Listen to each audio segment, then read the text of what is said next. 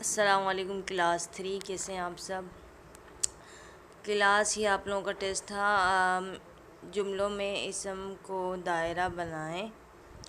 बिल्कुल ऐसे जो मैंने कॉपी में एक्टिविटीज़ दी थी उसी तरह से टेस्ट नहीं है, थोड़ा सा अनसीन दिया है, तो आपको आना चाहिए इसम। देखिए, नंबर 1 है मेरे वतन का नाम पाकिस्तान है। नंबर 2 मेरा स्कूल बड़ा है। नंबर 3 बाग में झूले हैं। नंबर 4 परिंदे उड़ रहे हैं। नंबर 5 अली अम्मी के साथ बाज़ार गया। तो ये सेंटेंसेस हैं, पांच पांच जुमले हैं। इसमें जो इसम है इन जुमलों में उसको आपने दायरा बनाना है। मैंने इसम की एक्टिविटी दी थी ना टेस्ट, तो इसमें जो आपको इसम नज़र आए पढ़ लें अच्छे से, फिर जो इसम है उसको दायरा बनाएं। ये आपने टेस्ट देना है, कॉपी के बैक साइड टेस्ट दें और वक्त पे काम चेक करवाने स्कूल ले आइएगा।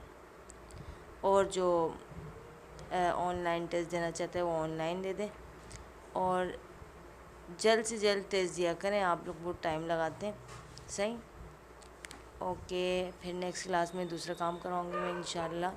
अल्लाह हाफिज़।